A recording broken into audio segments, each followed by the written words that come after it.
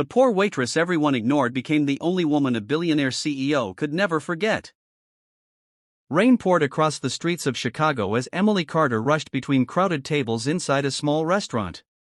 At 24, she worked double shifts every day just to survive. Her father had died years earlier, her mother was sick, and unpaid bills followed her everywhere. Still, Emily smiled through the pain.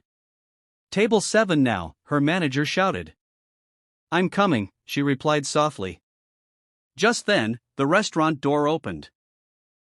A tall Korean man stepped inside wearing a black coat covered in rain. His face looked calm but distant, like someone carrying invisible pain. Without speaking much, he sat alone in the corner. Emily approached carefully. "Welcome, sir. What would you like?" "Black coffee," he answered quietly. His voice was soft, but powerful. As Emily brought his order, another customer suddenly grabbed her wrist angrily. "We've been waiting longer." "I'm sorry, sir." "Let her go." The cold voice came from the Korean stranger. The customer laughed until the man slowly stood up. The entire room fell silent. "I said let her go." Something in his eyes terrified everyone. The customer released Emily immediately. After dinner, the stranger quietly left a $500 tip. Emily ran outside in shock. "Sir, this is too much." The man looked back at her. "You need it more than I do." Then he disappeared into a luxury black car waiting nearby. The next evening, he returned. And the night after that. Soon, the mysterious customer became part of Emily's daily life.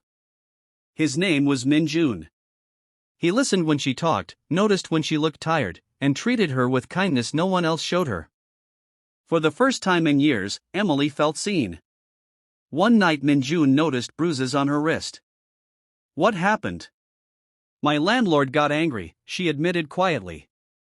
Min Jun's face darkened. The next morning, Emily's landlord suddenly apologized and canceled her overdue rent.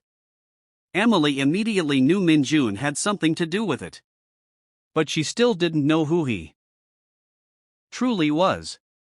A week later, luxury cars stopped outside the restaurant. Men in expensive suits entered first, followed by Min Jun. But this time, he looked completely different. Elegant suit. Bodyguards. Powerful presence. The manager nearly bowed. "Welcome, Mr. Kong." Emily froze.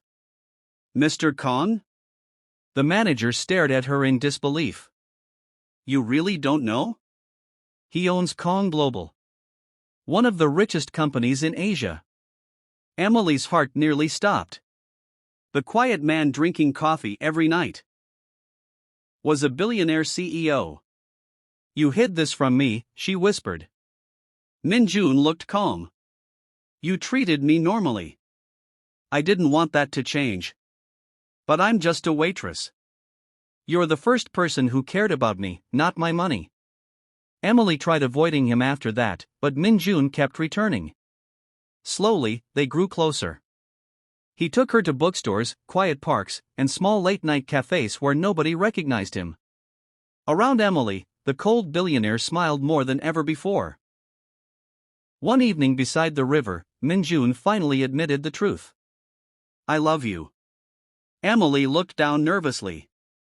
"Our worlds are different." "I don't care." "But people will." "They already do." And he was right. When the media discovered their relationship, headlines exploded everywhere. Billionaire CEO dating poor waitress. Gold digger romance? Reporters followed Emily daily. Online comments attacked her constantly. Emily cried many nights. "Maybe we should end this," she told him one evening. Min Jun gently held her hands. "I would rather lose my company than lose you." Emily burst into tears. Nobody had ever chosen her before. Months later, Min Jun brought Emily to Seoul. His wealthy family hated her immediately. Especially his mother. "She will ruin your future," she warned him coldly. But Min Jun answered without fear. She is my future. That night, Emily cried alone in the garden until Min Jun found her.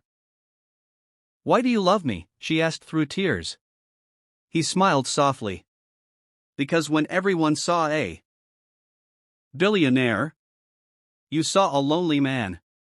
A year later, Min Jun's company faced betrayal from corrupt executives. The pressure nearly destroyed him. One night Emily found him alone in his office staring silently at the city lights. I'm tired, he admitted quietly. Emily hugged him tightly. You don't have to fight alone anymore. For the first time in his life, someone loved him not for power or money, but simply for being human. Months later, after rebuilding his company, Min Jun invited Emily to a huge anniversary gala attended by celebrities and business leaders. In front of everyone, he walked toward her, knelt down, and pulled out a diamond ring. You loved me before knowing who I was, he said emotionally. Will you marry me? Emily cried as she nodded. Yes. The entire ballroom applauded, but Min Jun only looked at her. Because to him, Emily was worth more than every dollar he owned. And even years later, despite all the luxury in their lives, they still visited the same small restaurant where a poor waitress and a lonely billionaire first fell in love on a rainy night.